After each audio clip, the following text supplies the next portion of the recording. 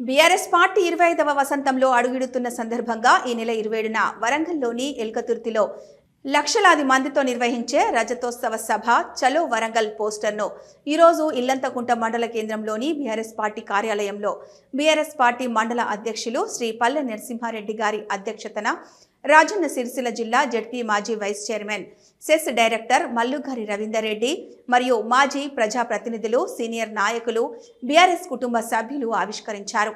అనంతరం శ్రీ సిద్ధం వేణుగారు మాట్లాడుతూ ఎల్కతుర్తిలో ఈ నెల 27న జరగనున్న రజతోత్సవ సభలో కేసీఆర్ తెలంగాణ ప్రజలకు భవిష్యత్తు గురించే దిశానిర్దేశం చేయనున్నారని, సభకు తరలి వెళ్లేందుకు అన్ని రకాల ఏర్పాట్లు చేస్తున్నామన్నారు. బీఆర్ఎస్ నాయకులు, కార్యకర్తలు అన్ని వర్గాల ప్రజలతో భాగస్వామ్యం చేసి వేలాదిగా సభకు తరలి వెళ్లి విజయవంతం చేయాలన్నారు. అధికారంలోకి రావడం కోసం కాంగ్రెస్ పార్టీ అనేక హామీలు ఇచ్చిందని, హామీలు నెరవేర్చకుండా ప్రజలను మభ్యపెట్టి కాలం గడుపుతుందన్నారు. ఈ రాష్ట్రాన్ని పాలించే హక్కు ఒక్క కేసీఆర్కే ఉందని ఆయన అన్నారు. తెలంగాణ రాష్ట్రంలో ప్రతి మారుమూల పల్లెలకు నల్లా నీరు ఇచ్చిన ఘనత బీఆర్ఎస్ అధినేత కేసీఆర్కే దక్కిందన్నారు.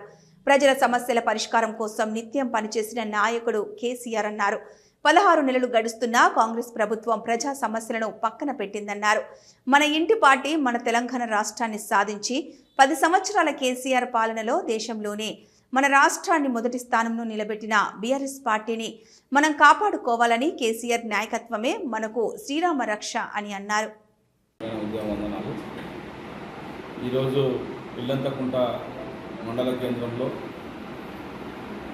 బీఆర్ఎస్ పార్టీ ఇల్లంతకుంట మండల అధ్యక్షులు పల్లె నరసింహారెడ్డి గారి ఆధ్వర్యంలో మండల పార్టీ సమావేశం నిర్వహించుకోవడం జరిగింది.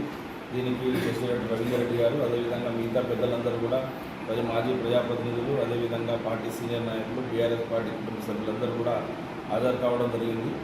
ఈరోజు ముఖ్యంగా ఏదైతే పెద్దలు కేసీఆర్ గారు 2001 ఏప్రిల్ 27వ తేదీ నాడు ఏదైతే తెలంగాణ రాష్ట్ర సాధన ఎజెండాగా తెలంగాణ రాష్ట్ర వస్తేనే తెలంగాణలో బతుకులు బాగుపడతాయనే ఉద్దేశంతో స్వరాష్ట్ర ఆకాంక్షనే ఆత్మగౌరవ ప్రతీక అని చాటి చెప్పి తన పదవులను త్యాగం చేసి, పదవులను రాజీనామా చేసి తగ్గించి తెలంగాణ రాష్ట్ర సాధనే లక్ష్యంగా సమైక్య